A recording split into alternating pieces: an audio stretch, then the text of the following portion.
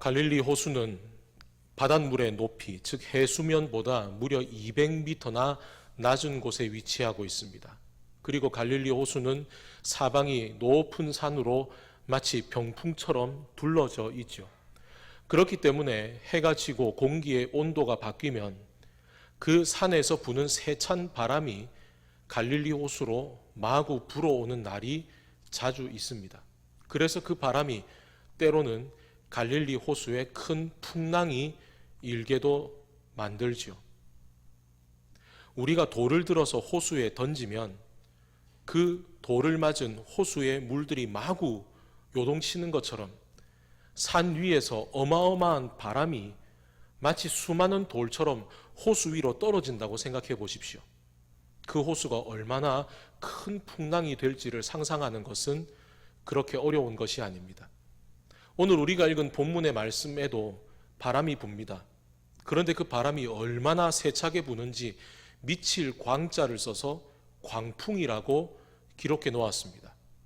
광풍이라고 기록되어 있는 이 헬라어 성경의 원문 단어도 광풍이라는 말과 똑같이 바람과 비가 위에서부터 아래로 세차게 쏟아지는 것을 뜻하는 단어입니다. 그러니 이 제자들의 배가 삽시간에 물로 가득 차게 되는 거죠. 오늘 예수께서 이 제자들에게 우리 호수 저편으로 건너가자라고 말씀하십니다. 우리가 읽은 본문에는 시작을 이런 단어로 시작하죠. 하루는 이라고요. 그러나 이 사건을 기록해 놓은 마가복음은 이 기적의 시작을 이렇게 기록해 놓았습니다. 우리 마가복음의 본문을 한번 읽어보겠습니다. 그날 저물 때 제자들에게 이르시되 우리가 저편으로 건너가자 하시니. 아멘. 하루는이 아니라 그날 저물 때. 그러면 그날이 어떤 날일까?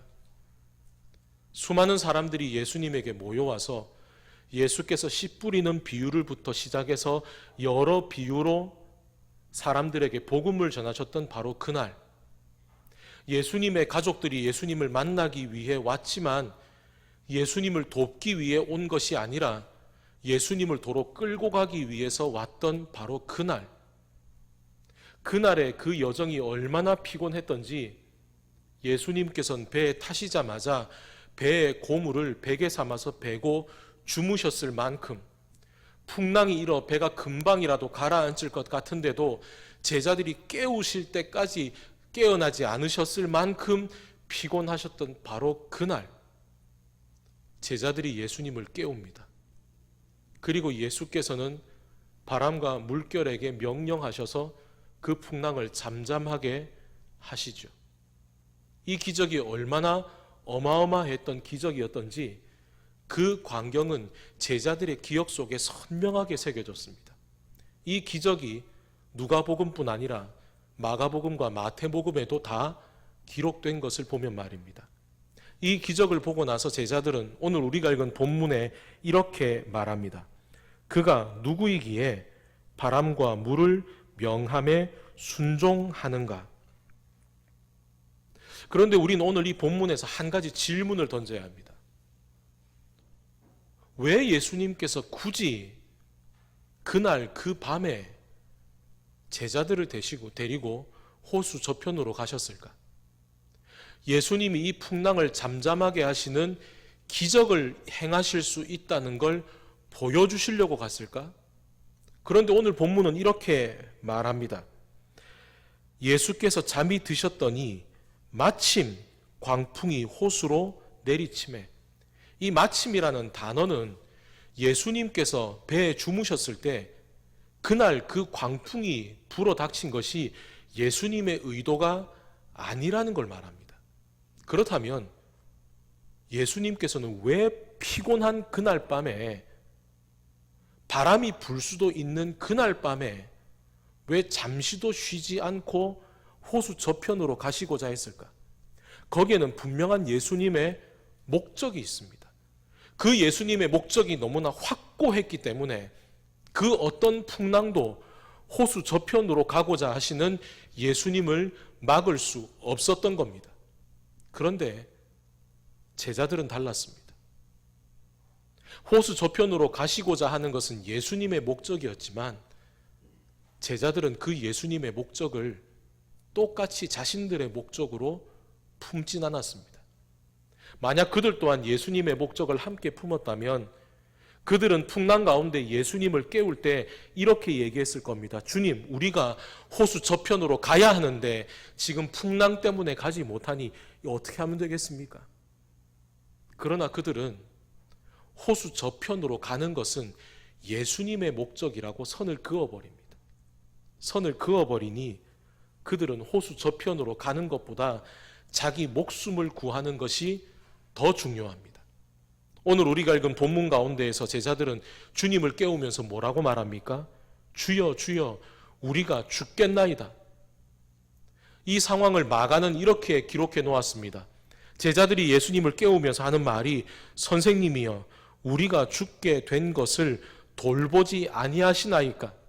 한마디로 이거지요. 선생님, 우리가 지금 다 물에 빠져 죽게 생겼는데 어떻게 편안하게 지금 잠을 주무실 생각을 합니까? 주님께서 우리를 돌보셔야지. 우리는 다 주님만 보고 따라왔는데 우리 이렇게 죽게 내버려 두실 겁니까? 뭔가를 좀 하셔야 됩니다.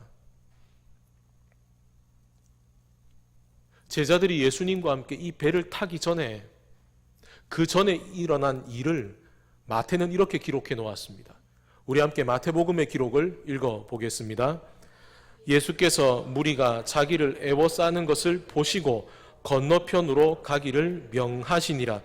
한 서기관이 나와 예수께 이르되 선생님이여, 어디로 가시든지 저는 따르리이다. 예수께서 이르시되 여우도 굴이 있고 공중의 새도 거처가 있으되 인자는 머리 둘 곳이 없다 하시더라. 제자 중 또 한 사람이 이르되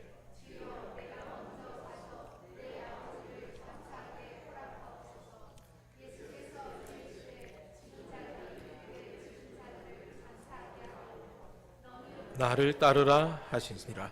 그리고 배에 오르심에 제자들이 따랐더니. 아멘.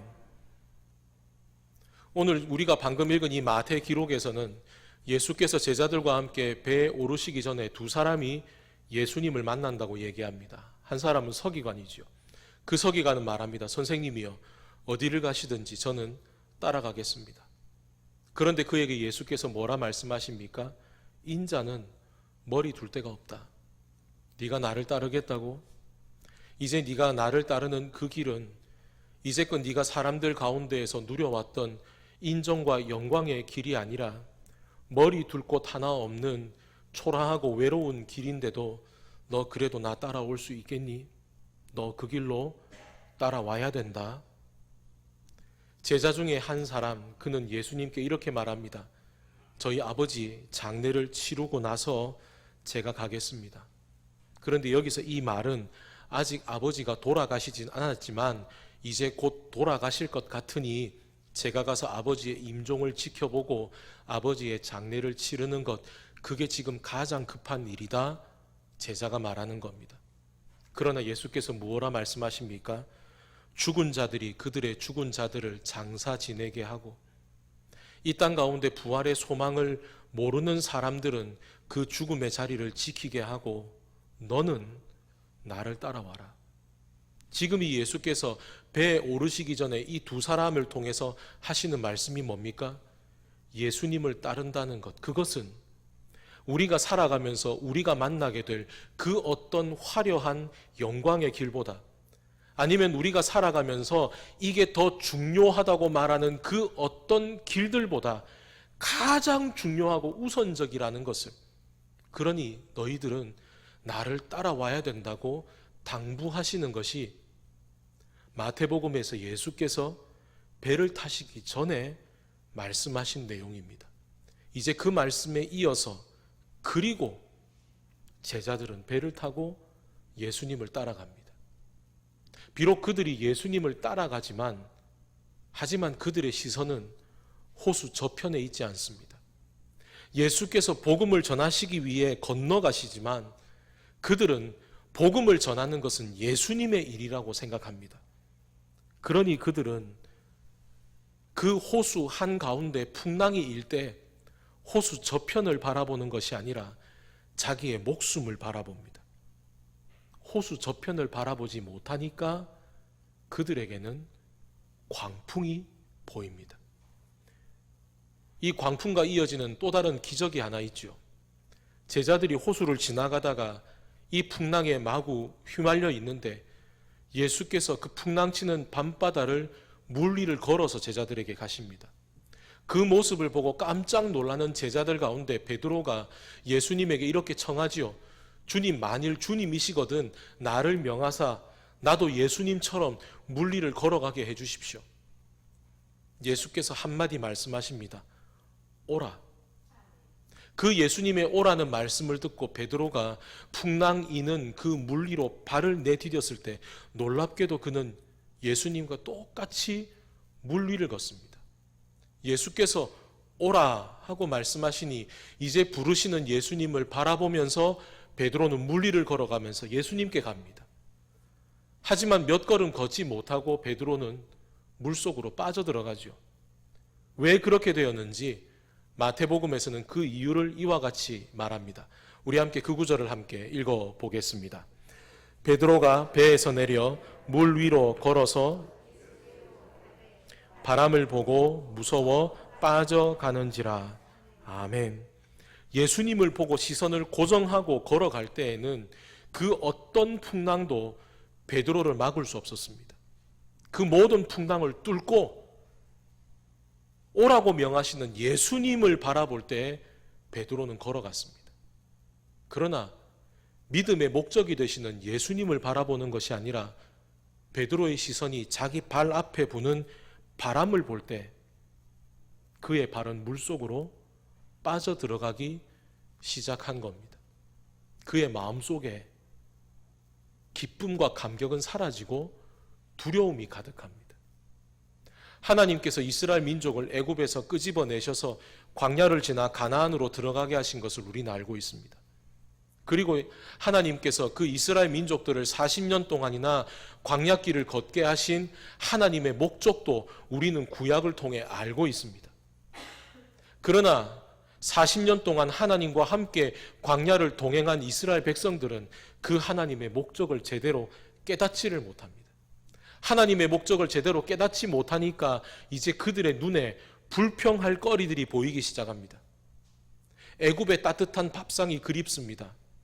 애굽에서 마음껏 물을 길어 올렸던 애굽의 우물이 그립습니다. 따뜻하게 잠을 잤던 애굽의 그 집이 그립습니다.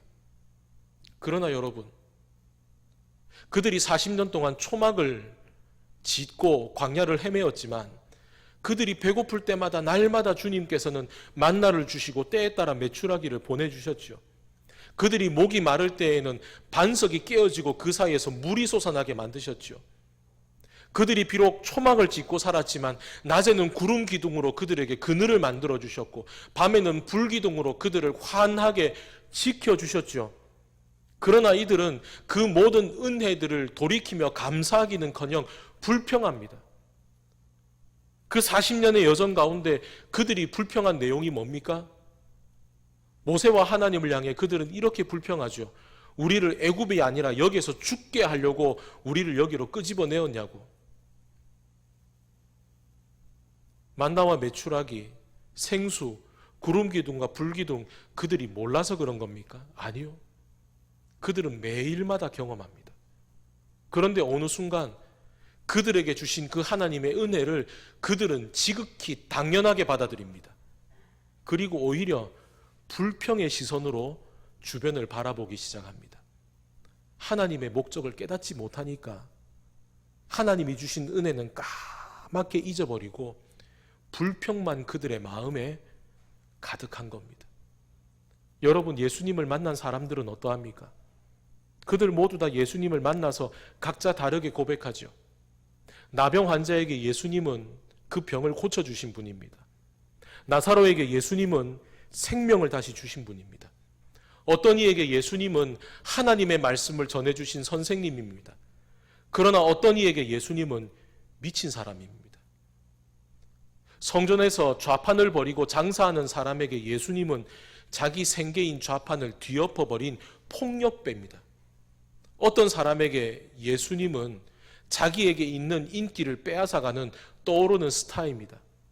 어떤 사람이 보기에 예수님은 지금 이 체제를 전복시키려고 하는 극히 위험한 반동분자입니다. 저마다 자기가 가지고 있는 틀을 가지고 예수님을 바라봅니다. 오늘의 본문에서 예수님의 기적을 보고 난 다음에 제자들은 무엇라 고백했습니까? 그가 누구이기에? 그렇다면 여러분, 그 기적을 경험한 제자들은 정말 예수님이 누군지 몰라서 그렇습니까? 정말 예수님이 누군지 몰라서 그가 누구이기에 라고 말한 겁니까? 아니, 우리 뒤집어 한번 생각해 봅시다. 그들이 설령 예수님이 누구인지 알았다 한들 무슨 상관이 있겠습니까? 예수님의 목적이 나의 목적이 되지 못하는 인생에 신앙의 목적은 하나밖에 없습니다. 이 신앙이 나에게 이익이 되는가? 겟세마네 동산에서 제자들이 예수님을 버리고 다 도망칠 때 그들이 예수님을 몰라서 도망친 겁니까? 그 순간 도망치는 게 자기에게 이익이 되기 때문입니다.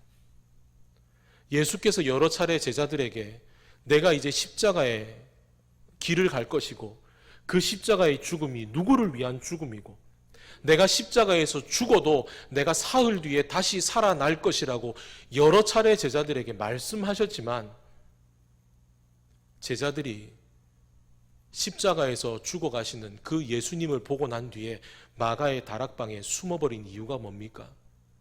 숨는 게 자기들에게 이익이 되기 때문입니다. 예수께서 나사로를 살리신 것을 직접 눈으로 보았는데도 그들이 왜 마가의 다락방에 숨었습니까? 지금 자기 목숨을 지키는 게 자기에게 이익이 된다고 여겼기 때문입니다. 기적을 보고 믿는 사람들은 또 다른 기적을 기다립니다. 그리고 기적이 보여져야 믿습니다. 여러분, 오늘의 이 본문은 단순히 예수께서 풍랑을 잠잠하게 하신 그 기적에 관한 이야기가 아닙니다. 이 땅 가운데 믿음이 있다고 해도 정작 주님의 목적을 놓쳐버린 인생은 풍랑을 선택하지 않습니다. 나는 믿는다라고 말하면서도 주님의 목적이 내 목적이 되지 않는 사람의 신앙 목적은 풍랑을 피하기 위해 존재합니다. 그렇다면 풍랑을 피하려 하는 그 믿음이 애군을 피하기 위해서 길한 날과 흉한 날을 점을 치는 그 미신을 믿는 믿음과 다를 것이 무엇이 있겠습니까? 똑같습니다. 여러분, 우리의 믿음은 결코 우리의 인생에 풍랑이 없을 것이다 라고 하는 게 아닙니다. 여러분, 우리의 믿음은 설령 내가 지금 예수님을 따라가는 길이 풍랑이 있다 하더라도 나는 그 길을 도망치지 않겠다라고 하는 믿음입니다.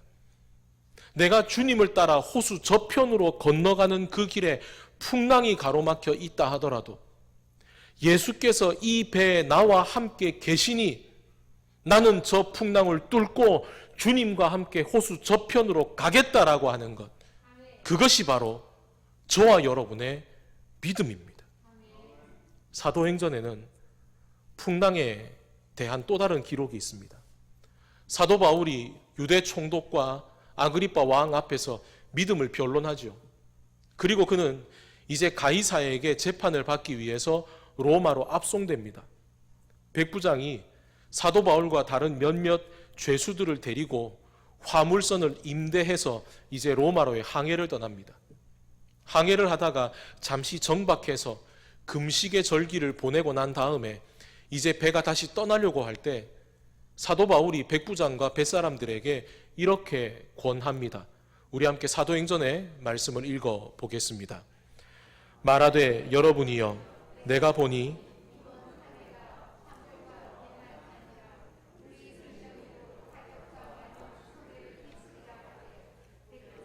선장과 선주의 말을 바울의 말보다 더 믿더라. 아멘.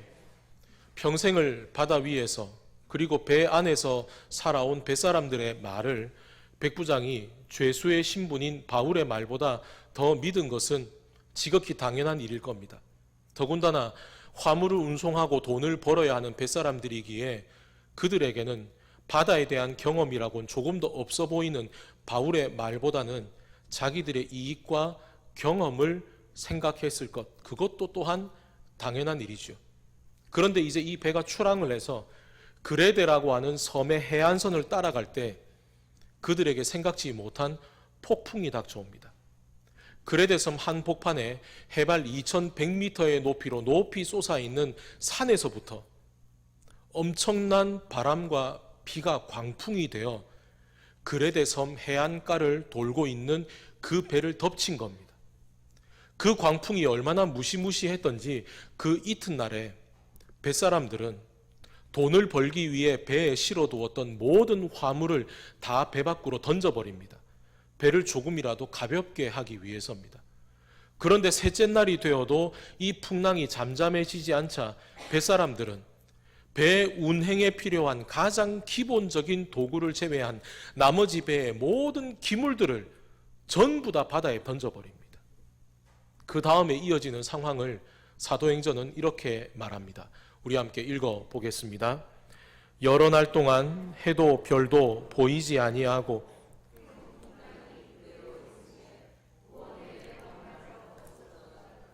아멘. 낮이 되었는데 해가 보이지 않습니다. 밤이 되었는데 별이 보이지 않습니다.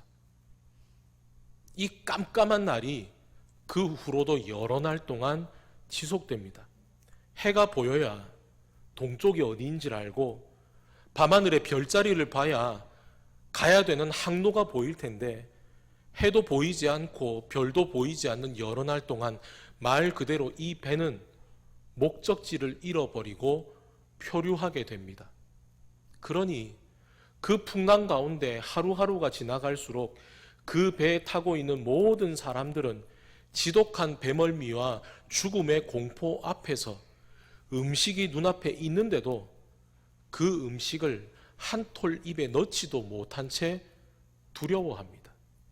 그런데 그런 그들에게 사도 바울이 다음과 같이 말합니다. 우리 함께 읽어보겠습니다. 내가 너희를 권하노니 이제는 안심하라.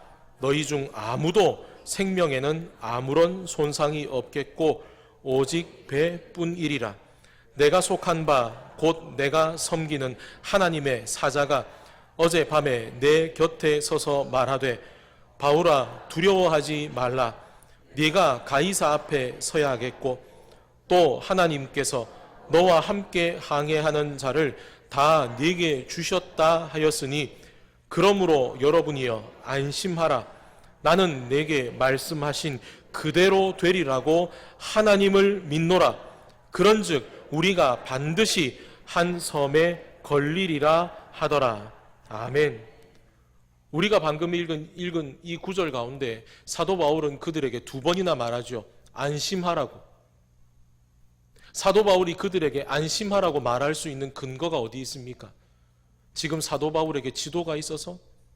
아니면 동서남북을 구분할 수 있는 나침반이나 아니면 항로를 정확하게 표시해 줄 수 있는 내비게이션이 그의 속에 있어서? 그게 아니죠. 지금 사도 바울이 그들에게 안심하라 말할 수 있었던 것은 지난 밤에 하나님의 사자가 나타나셔서 이 풍랑 가운데에도 바다 저편 로마로 사도 바울을 인도하시겠다는 하나님의 분명한 약속이 그에게 있었기 때문입니다. 그 어떤 지도보다, 그 어떤 선명한 별자리보다 내가 너를 바다 저편 로마로 인도하시겠다는 그 하나님의 말씀과 복음을 전하기 위해 로마로 가고자 하는 그 사도 바울의 목적이 정확하게 겹쳐졌기 때문입니다. 목회자의 자녀로 태어난 요한 웨슬리와 동생 찰스 웨슬리는 어릴 때부터 언어와 성경을 배우며 자라납니다. 그리고 이들이 옥스퍼드 대학을 졸업하고 난 다음에 성공회의 사제 서품을 받고 그들은 영국의 식민지인 조지아주 선교사로 파송을 받습니다. 조지아주로 가기 위해 배를 타고 갑니다. 그 기간은 거의 5개월 가까이 소요됩니다. 5개월 가까이를 배를 타고 가면서 그들은 여러 번 풍랑을 겪었습니다. 그런데 하루는 그들이 이제껏 경험해 보지 못한 지독한 광풍을 만납니다. 선실의 유리창이 다 깨어지고, 그리고 항해하는 데 필수적인 돛대마저 부러져 버리는 엄청난 광풍 앞에서 이 웨슬리 형제를 비롯한 수많은 사람들은 배 안에서 죽음의 두려움에 휩싸입니다. 살려달라고 부르짖습니다. 그런데 그들의 눈앞에 놀라운 광경이 펼쳐집니다. 한 무리의 사람들이 그 배의 한 구석에서 두려워 떨기는커녕 시편을 꺼내어 들고 그 시편의 찬송을 부르며 하나님 앞에 기도하고 있는 겁니다. 이들은 그 당시에 모라비안이라고 일컬어지는 독일의 복음주의자들입니다. 그 모습을 보고 웨슬리 형제가 그들에게 가서 물었습니다. 두렵지 않습니까? 이들의 질문에 모라비안 교인들은 이렇게 답합니다. 두렵지 않습니다. 우린 오히려 이 자리 가운데 여호와 하나님께 감사하고 있습니다. 그들의 모습을 보고 웨슬리 형제는 신앙에 큰 충격을 받습니다. 그리고 이후 형인 요한 웨슬레는 수많은 신학 서적을 펴내면서 감리교라고 하는 교단을 만들게 되고, 그리고 동생 찰스 웨슬리는 4,500여 편 이상의 수많은 찬송가를 만듭니다.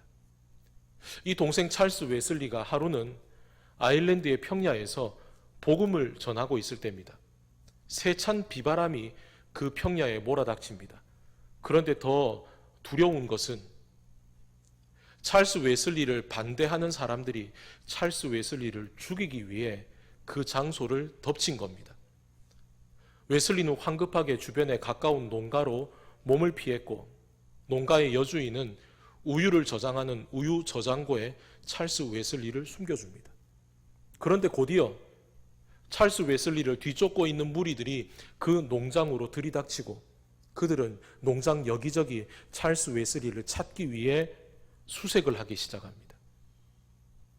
그 옛날 조지아주로 가는 그 배의 풍랑 속에서 죽음의 공포를 느꼈던 것과 같이 이제 자기를 죽이려고 하는 사람들이 점점 가까워져 올 때 찰스 웨슬리는 똑같은 죽음의 공포를 경험합니다. 그런데 그 순간 찰스 웨슬리의 머릿속에 성경 구절이 스쳐 지나갑니다. 의를 위하여 핍박을 받는 자, 하나님의 나라가 그의 것이다. 하나님의 나라를 묵상하는 가운데 그의 마음속에 두려움이 사라지기 시작합니다. 그리고 그는 곧이어 자기를 죽이려고 하는 사람들의 그 한가운데에서 조용히 하나님께 기도하기 시작합니다.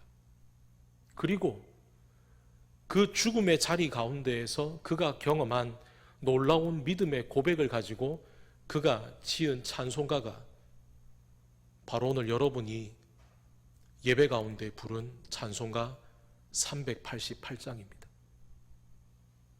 그가 지은 찬송가 388장의 1절은 이렇게 시작합니다. 비바람이 칠 때와 물결 높이 일 때 사랑 많은 우리 주 나를 품어 주소서. 풍파 지나가도록 나를 숨겨주시고 안식 얻는 곳으로 주여 인도하소서. 그 죽음의 공포 한가운데에서 그의 머릿속에 떠오른 것은 그 예전 풍랑이는 바다 한가운데 있던 자신의 모습이었습니다.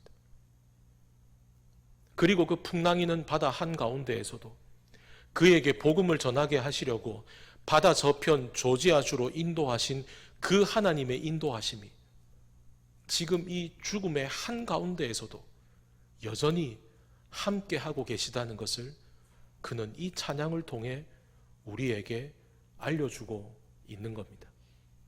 단순히 이때뿐 아니라 찰스 웨슬리는 평생을 그 호수 저편을 바라보며 하나님을 찬양하며 나아간 사람이었습니다. 그가 80세의 나이로 죽기 전 그는 숨이 끊어지는 그날에도 그의 손에 펜을 집어들고 찬송가를 쓰려고 안간힘을 씁니다. 그의 모습을 보면서 아내가 그의 손에서 펜을 받아들었습니다. 그리고 말합니다. 여보, 당신이 얘기하면 내가 받아 적을게요. 그 아내의 손을 빌어 찰스 웨슬리가 마지막으로 고백한 찬송은 그의 유언이 되었습니다. 그의 유언은 다음과 같습니다. 늙고 연약한 중에도 나는 하나님을 찬양하리라. 그로부터 3년 뒤 형인 요한 웨슬리도 88세의 나이로 하나님의 부름을 받습니다. 그런데 요한 웨슬리가 1년 전 87세의 생일날 자신의 일기장에 이렇게 기록해 놓았습니다. 오늘부터 나는 87세가 된다. 체력이 현저히 떨어지는 것을 느낀다. 그러나 신체 어느 부분이 고통을 느끼는 것이 아니고 생명의 물결이 멈추기까지 육체가 점점 쇠약해져 가는 것 뿐이다. 1790년 유럽에 비누라고 하는 것이 보급되기 전까지 유럽의 평균 수명은 약 40세입니다. 그렇다면 이들은 80세와 88세, 그 당시 유럽 사람들의 평균 연령을 2배 이상 넘게 살았다는 말이 됩니다. 요즘 말로 하면 100세 인생에 200세를 살았다는 뜻이 되죠. 그러나 이들이 그 당시의 사람들보다 2배 넘는 인생을 살았다는 것이 그들에게 주신 하나님의 복일까? 그들은 그 평생을 순탄하게 살았습니까? 그렇지 않습니다. 오히려 그들에게 그들의 평생은 매 순간순간이 풍랑 같은 시간이었습니다. 그러나 그들은 그 풍랑과 같은 인생을 살아가면서도 그들의 시선을 호수 저편에서 단 한순간도 떼놓지 않았습니다. 그렇기 때문에 그들은 그들의 인생의 항해가 끝나는 마지막 순간까지도 호수 저편으로 가자 하시는 예수님을 따라서 그들의 시선을 호수 저편에 둔 채 주님과 함께 동행하는 삶이 되었던 겁니다. 일전에 제가 요한 웨슬리의 죽음을 여러분께 말씀드렸던 적이 있습니다. 88세의 일기를 끝으로 그가 죽음을 당했을 때 그의 죽음을 검안한 검시관 의사는 이렇게 말했습니다. 이 사람은 나이가 들어 죽은 것이 아니라 자기의 모든 에너지를 다 쓰고 죽은 겁니다. 마치 지금 저와 여러분이 보고 있는 이 양초처럼 그는 자신의 인생을 양초가 다 녹아 없어질 때까지 이 땅 가운데 선명한 복음의 빛을 밝히고 녹아 없어지는 인생을 살았던 겁니다. 그렇다면 여러분, 저와 여러분의 인생을 또한 양초로 본다면 저와 여러분의 삶의 길이는 얼마만큼 남아 있습니까? 비록 우리 각자가 남겨진 인생이 얼마인지 우리 각자에게 주어진 양초의 길이는 모두 다 다르겠지만 우리 또한 지금 이 환하게 불을 밝히고 있는 양초와 우리의 삶이 똑같다고 말한다면 우리의 인생의 목적 또한 지금 여기 앞에 불을 밝히고 있는 양초와 다를 것이 없습니다. 우리의 인생에 찾아오신 그 주님의 빛을 우리를 통해 선명하게 태움으로써 이 땅 가운데 하나님의 임재를 드러내는 것. 그래서 이 양초가 다 타서 녹아 없어질 때까지 그 복음의 빛을 밝히는 것. 그것이 바로 우리에게 주신 주님의 소명인 것이죠. 만약에 우리가 아무리 긴 양초와 같은 인생을 가지고 있다 하더라도 우리의 양초와 같은 인생을 벽장 깊은 곳에 집어넣고 살아간다면 불을 밝히지 못하고 그냥 있는 모습 그대로 유지하고 있는 그 양초가 하나님 앞에 무슨 의미가 있겠고 그 삶이 하나님 앞에 무슨 드릴 만한 목적이 있는 삶이 되겠습니까? 오늘 풍랑의 한가운데에서 제자들은 주님 앞에 이렇게 말합니다. 주여 주여 우리가 죽게 된 것을 안 돌아보십니까? 우리가 죽을 것 같습니다. 그런데 예수께서 풍랑을 잠잠하게 하신 다음에 오늘 우리가 읽은 본문에서는 제자들에게 이렇게 물으시죠. 너희 믿음이 어디에 있느냐? 얘들아, 너희 믿음 지금 어디에 있니?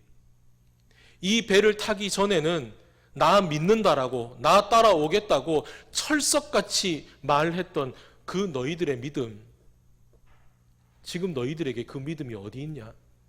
너희 어디에서 그 믿음 잃어버렸느냐? 예수께서 제자들에게 묻고 계시는 겁니다. 여러분, 그러면 오늘날 우리에게도 동일하게 예수께서 물으신다면 우리의 믿음은 어디에 있습니까? 혹 절대로 풍랑은 일어나지 않을 것이다 하고 생각하면서 배를 타면서 정작 우리의 믿음은 땅에다가 놓고 온 거 아닙니까? 아니면 풍랑을 만나서 호수 저편은 보지도 못한 채 그저 내 몸만 지키려고 하다가 호수 깊은 곳에다가 우리 믿음을 떨어뜨려 버린 건 아닙니까? 오늘 이 제자들은 예수님께 말합니다. 주님, 우리가 죽게 됐습니다. 나 좀 봐주십시오. 그러나 이 땅 가운데 우리의 믿음이란 주님 날 좀 봐달라고 하는 게 믿음이 아니라 주님과 똑같은 곳을 바라보는 것이 바로 믿음입니다. 우리가 주님과 한 배에 타서 주님이 바라보시는 호수 저편을 우리가 같이 바라볼 때 그때 우리는 호수 저편으로 우리를 인도하시는 주님께서 지금 세상 그 어느 누구보다 가장 가까이에 우리와 함께 계시다는 것을 우리는 발견하게 될 것입니다. 그러니 여러분, 오늘 우리가 대림절 셋째 주일을 지나가며 이제 한 주간의 우리의 삶 가운데 고백해야 할 믿음의 고백은 무엇이겠습니까? 주님, 저도 주님 따라가겠습니다. 풍랑이 있다 해도 저는 그 배 타고 가겠습니다. 주님께서 호수 저편으로 가자고 하시니 주님, 저도 호수 저편으로 가겠습니다. 사랑하는 여러분, 풍랑을 두려워하는 인생이 아니라 풍랑 넘어 호수 저편을 바라보시는 주님과 함께 삶의 목적을 호수 저편에 두고 나아가는 저와 여러분이 되시기를 주님의 이름으로 축원합니다.